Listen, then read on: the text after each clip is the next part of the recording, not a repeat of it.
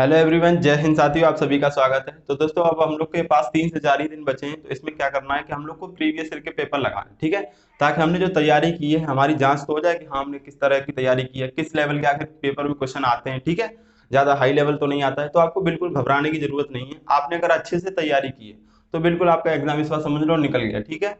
तो जो एग्जाम के क्वेश्चन पिछली बार आए हुए थे वही क्वेश्चन हम लोग लेके चल रहे हैं, ताकि आप लोग अपनी तैयारी को देख सको और क्वेश्चन का लेवल देख सको कि कुछ किस लेवल का क्वेश्चन आता है, ठीक है। तो अब यहाँ से शुरुआत करेंगे हम लोग। कम से कम 100-200 क्वेश्चन जितने भी हो सकेंगे मैं कराने की कोशिश करूंगा, ठीक है। तो 25-25 क्वेश्चन के वीडियो बना के दूंगा आपको, आप लोग उसको देखिए और अपनी तैयारी को चेक कीजिए, ठीक है। पहला क्वेश्चन आपके सामने है, ध्यान से देखिए। कह रहा है कि यदि समीकरण 3x² + 8x + 9 = 0 के मूल अल्फा कोमा बीटा है, तो वह समीकरण क्या होगा जिसके मूल 1/अल्फा 1/बीटा होंगे, ठीक है। तो ये पेपर में आया हुआ क्वेश्चन है, आप लोग देख सकते हो जाके। कोई भी क्वेश्चन बाहर का नहीं है, जितने भी सारे क्वेश्चन पेपर में आए वही सब मैं कराऊंगा आपको, ठीक है। तो देखो, आपको एक समीकरण दिया है 3x² + 8x + 9 = 0।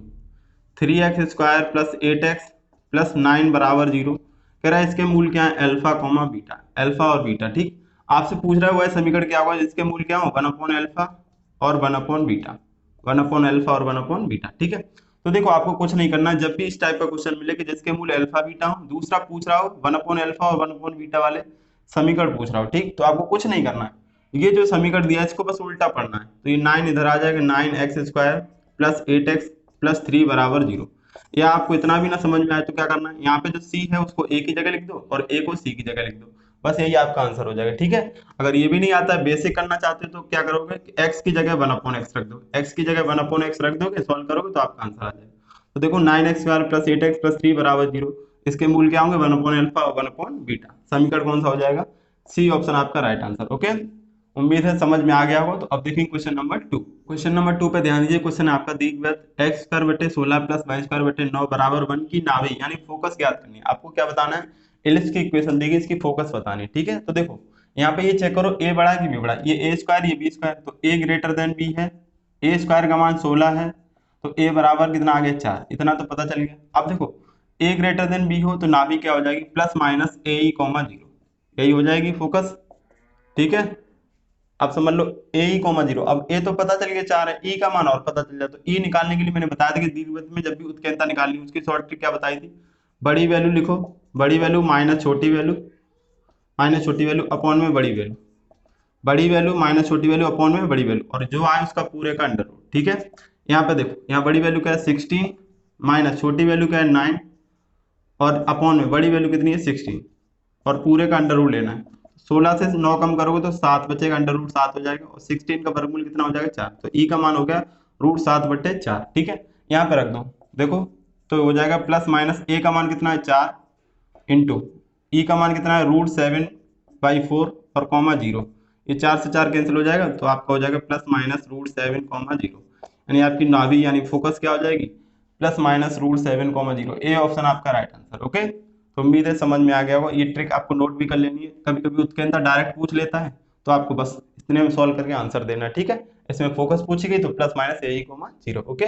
तो अब देखेंगे क्वेश्चन नंबर 3 पे ध्यान दीजिए। कह रहा है यदि cos inverse x + cos inverse y + cos inverse z = पाई, तो xy + yz + zx का मान बताइए। इसका मान पूछा गया। देखो, यहाँ पे क्या करना है आपको, ये देखो cos inverse x + cos inverse y + cos inverse z, 3 cos मिला के 1 पाई यानी 180 है। तो तीनों को बराबर मान लो। इसको मान लिया हमने 60 डिग्री, इसको भी 60 डिग्री मान लिया, और इसको भी 60 डिग्री। अगर देखो cos इनवर्स x बराबर कितना हो जाएगा 60 डिग्री के, तो x बराबर यहाँ से 1/2 आएगा, आएगा कि नहीं आएगा, ठीक है। ऐसे ही यहाँ से y बराबर क्या आ जाएगा 1/2, ऐसे ही z बराबर क्या आ जाएगा 1/2, ठीक है। अब देखो x y z की वैल्यू आ गई, यहाँ रख दो, सॉल्व कर लो, आंसर हो जाएगा। तो यहाँ पे वैल्यू रखो, x की जगह 1/2, z की जगह 1/2, प्लस 1/2 इंटू 1/2 प्लस 1/2 इंटू 1/2, तो हो जाएगा 1/4 प्लस 1/4 प्लस 1/4। तो 4 और ये 1 1 1 3, तो 3/4 आपका आंसर हो जाएगा। राइट आंसर कौन सा है, सी ऑप्शन आपका आंसर हो जाएगा, ओके। तो अब देखेंगे क्वेश्चन नंबर 4। ध्यान दीजिए, क्वेश्चन नंबर 4 है आपका। यदि cos 2 थीटा बराबर sin थीटा, तो sin theta plus cos theta का मान ज्ञात कीजिए, ठीक है। आपसे कह रहा है कि cos 2 थीटा किसके बराबर है, sin थीटा के, तो sin theta plus cos theta का मान बताना। तो देखो, मैंने ट्रिग्नोमेट्री में आपको कई बार बताया, आपने अगर वीडियो देखा हो, कि जब भी sin cos tan cot और sec cosec आपस में बराबर होंगे तो उनके एंगल का सम कितना होगा 90 डिग्री। तो यहाँ पे देखो, ये sin और ये cos बराबर है, तो एंगल का सम कर लो। एंगल का सम 2 थीटा प्लस थीटा, ये किसके बराबर होगा? 90 डिग्री के बराबर। ठीक है, तो ये 3 थीटा बराबर 90 के, तो थीटा बराबर यहाँ से कितना आ जाएगा? 30 डिग्री।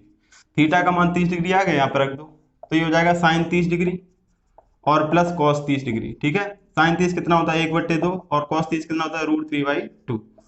√3/2 बस वैल्यू एलसीएम ले लो, 2 आएगा तो ये हो जाएगा √3 + 1/2। √3 + 1/2 आपका आंसर हो जाएगा, बी ऑप्शन आपका right answer. Okay, B option आपका आंसर हो जाएगा। ठीक है, अब देखेंगे क्वेश्चन नंबर 5। क्वेश्चन नंबर 5 आपसे कह रहा है कि the value of log 4 base 3 into log 5 base 4 into log 6 base 5 into log 7 base 6 into log 8 base 7 into log 9 base 8, इसका मान बताना है। ठीक है, तो देखो बहुत ही आसान है। आप एक चीज जानते हो कि log a बेस b लिखा है तो इसको क्या लिख सकते हैं? log a और बटे में log b लिख सकते हैं कि नहीं? ठीक है, तो बस इसको सॉल्व कर लो। ये हो जाएगा log 4 अपॉन में log 3, इसके अकॉर्डिंग लिख दिया हमने इसको, इंटू ये हो जाएगा log 5 और अपॉन में log 4 इंटू ये क्या हो जाएगा? log 6 और बेस में log 5 इंटू log 7 और ये log 6, ऐसे ये log 8 log 7। ठीक है, और ये क्या हो जाएगा? log 9 और log 8।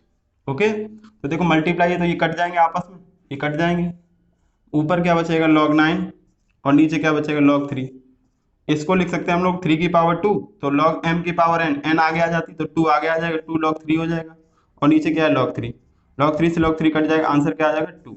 2 आपका राइट आंसर हो जाएगा, ए ऑप्शन। ए ऑप्शन आपका राइट आंसर। ओके, बाकी तो करके दिखाया है, बाकी आप यहीं से डायरेक्ट कैंसिल करते इसको ऐसे करके।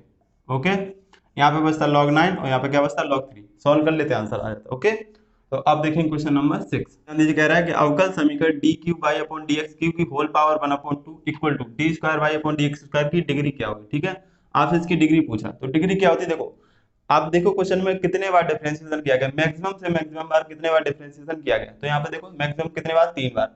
और इसकी हाईएस्ट पावर जो होती है आपकी डिग्री कहलाती है, लेकिन ये पावर क्या हो? भिन्न में नहीं होनी चाहिए। ठीक है, तो यहाँ पे 1/2 है, तो इसको क्या करोगे? स्क्वायर कर दोगे दोनों, तो ये हो जाएगा d3y/dx³ की पावर 1/2 और स्क्वायर करोगे तो होल स्क्वायर बराबर यहाँ पे हो जाएगा d2y/dx² की पावर 2। ठीक, ये 2 कैंसिल हो गया, तो ये बचा d3y/dx³ की पावर 1 और ये हो जाएगा d2y/dx² की पावर 2। ठीक है, तो अब यहाँ पे देखो कितनी बार डिफरेंशिएशन किया गया? 3 बार, तो इसकी हाईएस्ट पावर कितनी है? 1, तो इसकी डिग्री क्या हो जाएगी? डिग्री क्या हो जाएगी? 1। डिग्री क्या हो जाएगी? 1। ठीक है, अगर ऑर्डर पूछता, ऑर्डर की बात करता, तो जितने बार मैक्सिमम डिफरेंशिएशन किया गया हो तो ऑर्डर होता है। ऑर्डर कितना हो जाता है? 3।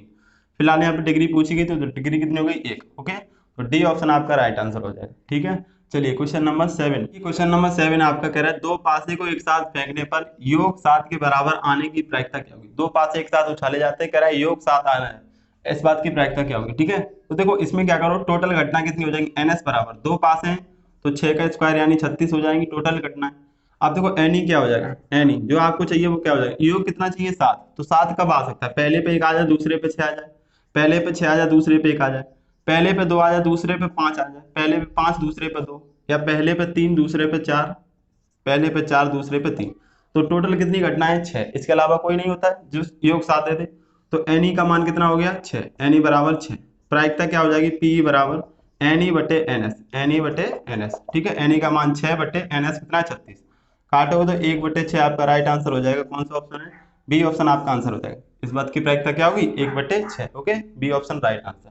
तो क्वेश्चन नंबर 7 हो गया। चलिए अब देखते हैं क्वेश्चन नंबर 8। नंबर 8 है, ध्यान से पढ़िए। कह रहा है वक्र √x + √y बराबर 1 की स्पर्श रेखा बिंदु 1/4, 1/4 पर ढलान क्या होगा?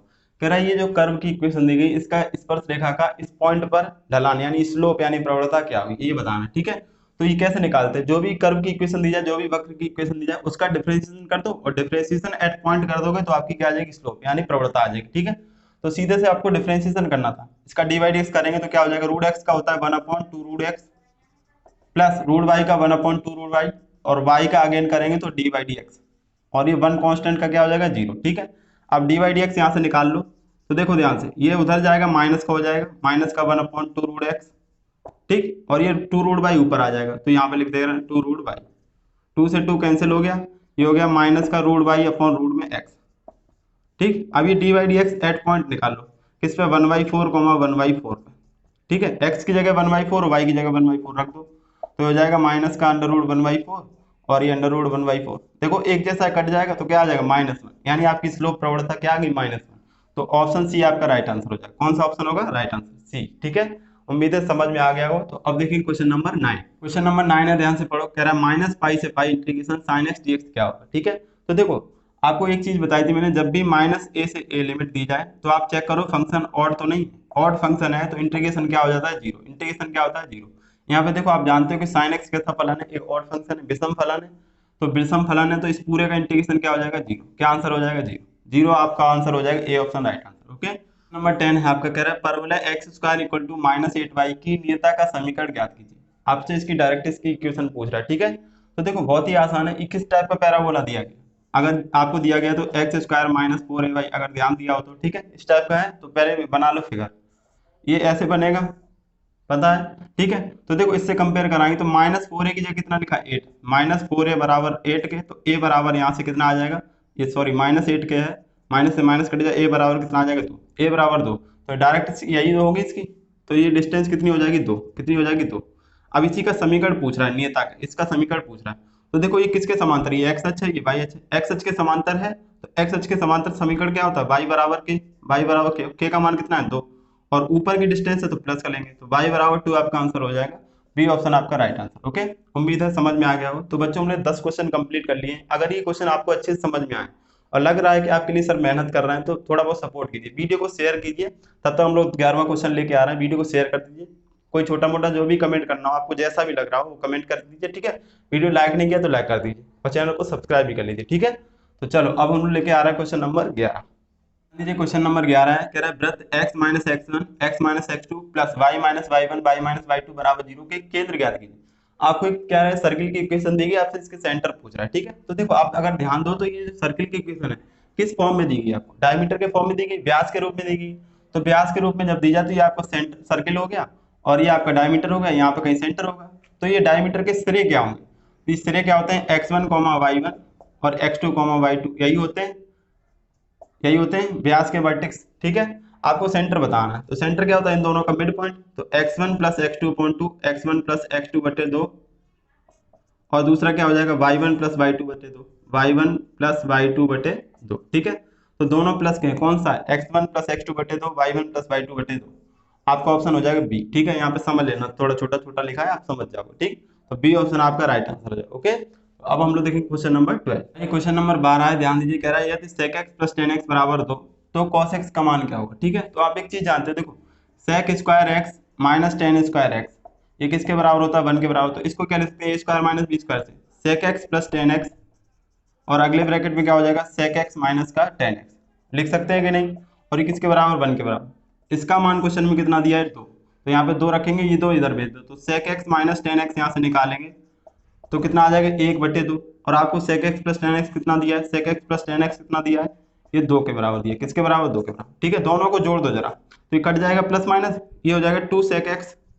2 sec x बराबर 1/2 प्लस 2, 1/2 प्लस 2, तो ये 2 दूनी 4 और 1 5/2 हो जाएगा। यहाँ से sec x निकालेंगे तो ये 2 नीचे आएगा, तो 5/2 इंटू 2 4 हो जाएगा, 5/4। sec x का मान मिल गया। आपसे पूछ किसका रहा है? cos x का। तो ये sec का उल्टा क्या होता है? cos। तो ये हो जाएगा, ये 5/4 का उल्टा हो जाएगा 4/5। 4/5 आपका राइट आंसर हो जाएगा, डी ऑप्शन। ठीक है, आंसर कौन सा हो जाएगा? D option. तो ये आपको पता होगा, फॉर्मेट तो अच्छे से पता होगा। ठीक, तो आंसर क्या हो जाएगा? डी। अब हम लोग देखेंगे क्वेश्चन नंबर 13। क्वेश्चन नंबर 13 आपसे कह रहा है x plus one upon x की होल पावर 10 के प्रसार में मध्य पद बताओ। x plus one upon x की पावर 10 के प्रसार में मिडिल टर्म पूछ रहा है। ठीक है, तो देखो मिडिल टर्म पहले तो आप देख लो नंबर ऑफ टर्म कितने हो जाएंगे। नंबर ऑफ टर्म क्या हो जाएंगे आपकी? देखो पावर कितनी है? 10। एक ज्यादा होता है क्यों? 11। ठीक, 11 में 5 इधर हटा दो, 5 इधर, तो बचा क्या? छठवां टर्म बचा। तो t6 आपका क्या होगा? Middle term. अब इसको कैसे निकालेंगे? t5 प्लस 1, तो r की वैल्यू कितनी होगी? 5। इसको क्या करेंगे? पावर कितनी है? 10c, r का मान 5। ये आपका मध्य पद हो जाएगा। कितना हो जाएगा? 10c5। बी ऑप्शन आपका राइट आंसर। ठीक है, बाकी आप लोगों ने अगर मेरे बायनोमियल के वीडियो देखे हैं जिसमें मैंने पूरे कॉन्सेप्ट के साथ कराया है, तो आप उसमें देख के ही आंसर टिक कर दोगे। जब भी पावर क्या हो? इवन। जब भी पावर क्या हो? इवन। मिडिल टर्म निकालना, जो पावर दी गई है 10c लिख लो पहले और डायरेक्ट आधा कर दो, पावर का आधा कर दो, 10c5 आपका आंसर हो जाएगा, बी ऑप्शन। ठीक है, तो आप देखते ही आंसर टिक कर दोगे। ठीक, और बाकी अब ऑड वाला सीखना है, ऑड वाला तो वीडियो को जाके पूरा देखिए। ठीक है, वीडियो को जरूर देखिए। ओके, अब देखिए क्वेश्चन नंबर 14। तो आइए देखिए क्वेश्चन नंबर 14 आपको दिया गया, ध्यान से पढ़ो। 7 व्यक्तियों को एक वृत्ताकार मेज पर व्यवस्थित किया जाना। ठीक, यदि उनमें से 2 विशेष व्यक्तियों को एक साथ नहीं रहना, मतलब साथ साथ नहीं रहना, तो व्यवस्थाओं की कुल संख्या क्या होगी? दो विशेष जो व्यक्ति हैं उनको साथ साथ नहीं बैठना है, तो व्यवस्थाओं की कुल संख्या। तो पहले तो निकाल लो टोटल। टोटल कितने तरीके हैं? देखो 7 व्यक्ति बिठाने हैं, वो गोल मेज के चारों ओर बिठाने होते हैं, तो उसमें n-1 फैक्टोरियल होता है, तो 7 से कम करेंगे 6 फैक्टोरियल। टोटल तरीके कितने हो जाएंगे आपके पास? 720। कितने हो जाएंगे? 720। ठीक है। अब देखो कह रहा है यदि उनमें से दो विशेष व्यक्तियों को साथ साथ नहीं बैठना, तो पहले साथ साथ बैठने के तरीके निकाल लो। अगर वो साथ साथ बैठे, साथ साथ बैठे, ठीक है, तो दो साथ साथ बैठे हैं तो दो को एक मान लो, तो 6 में से एक कम करो तो 5 फैक्टोरियल, और उन दोनों को अरेंज करने के तरीके 2 फैक्टोरियल। ठीक, तो ये साथ साथ बैठेंगे। अब देखो साथ साथ ना बैठे, हमको क्या चाहिए? साथ साथ ना बैठे, साथ साथ ना बैठे। ओके, राइटिंग पे ध्यान मत देना, बस समझना, बात को सुनना केवल। तो टोटल माइनस साथ साथ बैठने वाले, तो टोटल कितने? 720 माइनस साथ साथ बैठने, 5 फैक्टोरियल कितना हो जाएगा? 120, और ये 2, तो ये हो जाएगा 240। तो 720 से 240 माइनस करोगे तो कितना आ जाएगा? तो 0, और ये हो जाएगा 12 से 4 8, और यहाँ 6 से 2 कम करोगे तो 4, 480 आपका आंसर हो जाएगा। ए ऑप्शन आपका राइट आंसर। ओके, आंसर क्या हो जाएगा? A option. तो समझ में आ गया हो? तो अब देखेंगे क्वेश्चन नंबर 15। नंबर 15 है, ध्यान से पढ़ो। कह रहा है यदि रेखा y बराबर mx प्लस c वृत्त x square plus y square बराबर a स्क्वायर की स्पर्श रेखा है, तो स्पर्श रेखा की स्थिति क्या होगी? तो आपको कंडीशन पता होनी चाहिए। सी स्क्वायर बराबर क्या होता है? ए स्क्वायर 1 प्लस एम स्क्वायर, ये भी सही है और ये भी सही है। सी स्क्वायर बराबर क्या होता है? ए स्क्वायर, ये माइनस का 1 प्लस एम स्क्वायर। ठीक है, ये दोनों ही आपकी सही है, तो ए और बी दोनों सही है, तो ऑप्शन सी हो जाएगा, बोथ 1 एंड 2। ठीक है, दोनों ऑप्शन सही है, तो ये हो जाएगा सी ऑप्शन आपका राइट आंसर। ओके, तो ये स्थिति तो आपको अच्छे से याद होनी चाहिए।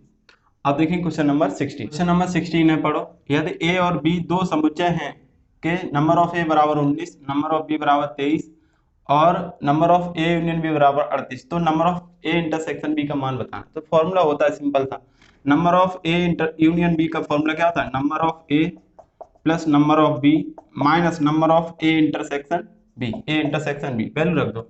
Number of A union B का मान कितना है? 38।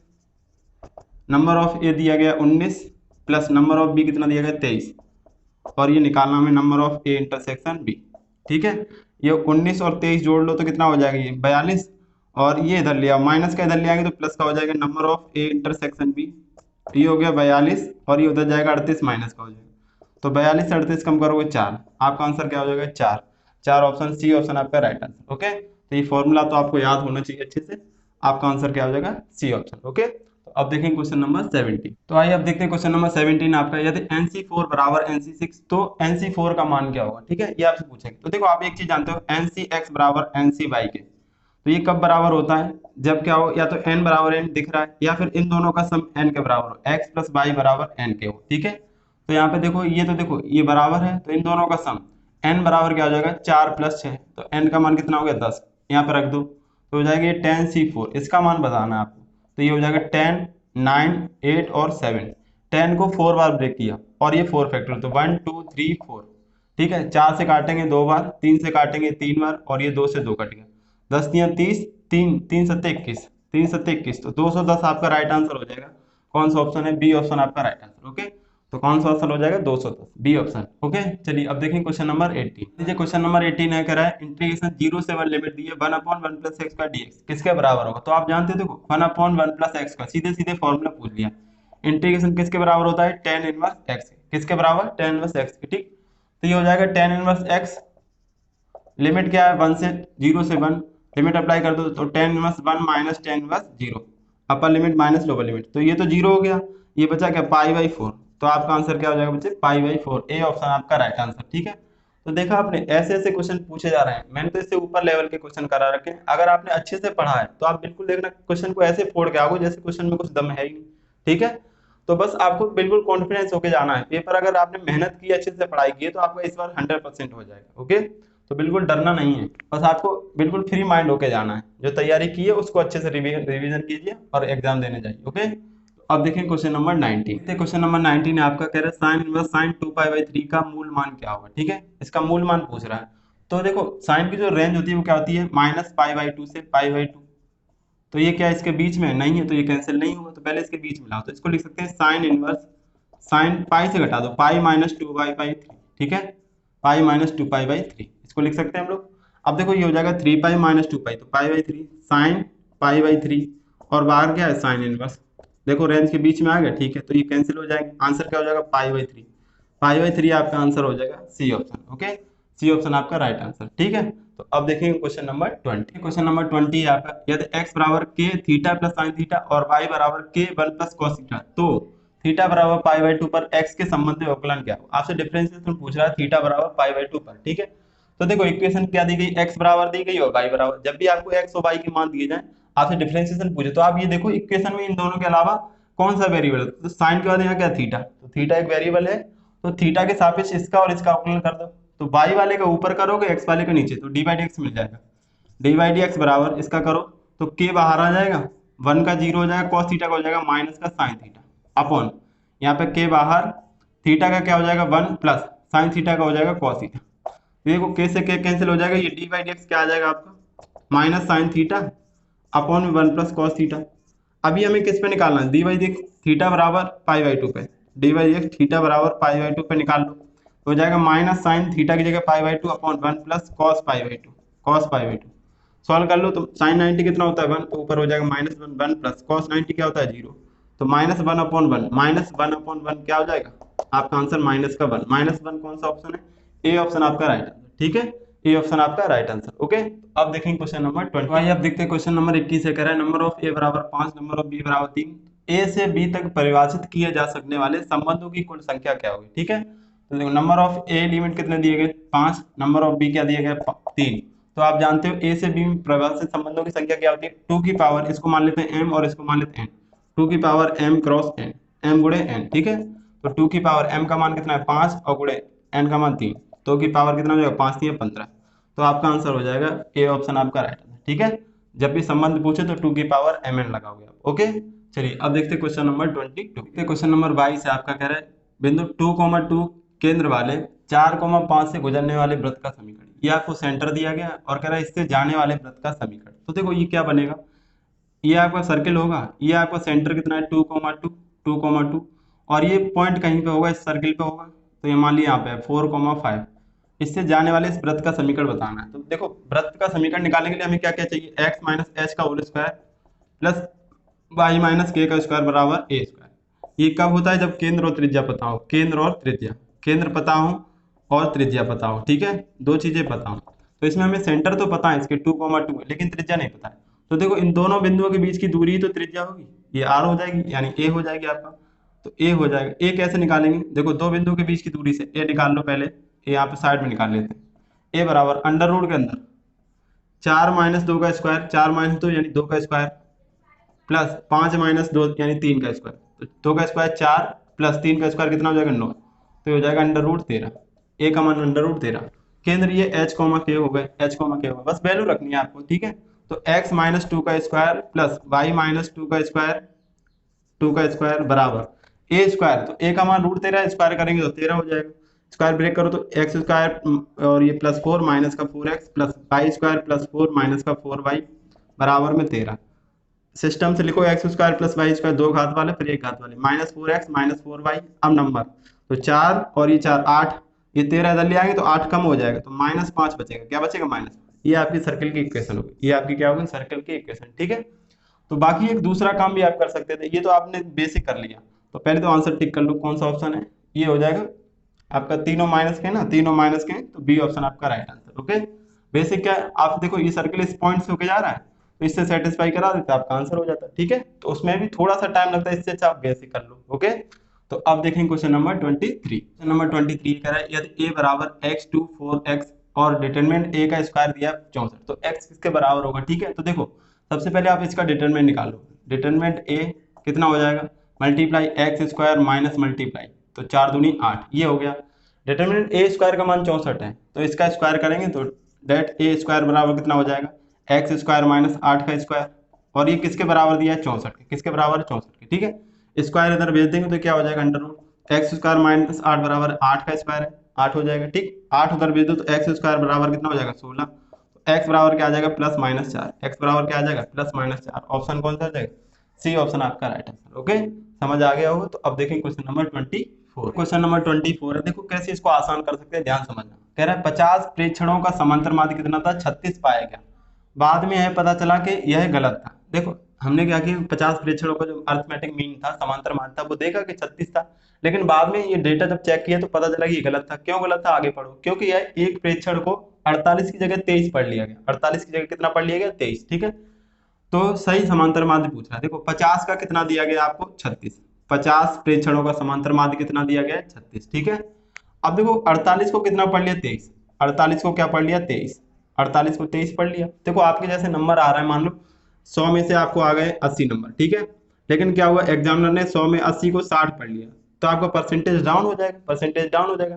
तो आपका सही परसेंटेज क्या होना चाहिए, जो आया उससे थोड़ा ज्यादा आना चाहिए, उससे क्या आना चाहिए, ज्यादा। ठीक है, तो देखो 50 का कितना है, 36, तो इससे तो ज्यादा आना चाहिए। तो ये दो ऑप्शन तो देख के ही कट गए आपके, ये दो ऑप्शन देख के कट गए। अब इन दो में लड़ाई, तो देखो कैसे करेंगे, आपका कैसे करेंगे, 36 से ज्यादा आएगा, दोनों ही 36 से ज्यादा, तो चेक करना पड़ेगा। ठीक है, 48 को कितना पड़ा, 23, कितना कम पड़ा, तो 48 से 23 कम करोगे तो 8 से 5, और ये 4 से 2 कम करोगे तो 25 कम पड़ा, यानी 25 और मिलना चाहिए था आपको। 25 कितने लोगों को मिलना चाहिए, 50 लोगों को। कितने लोगों को, 50।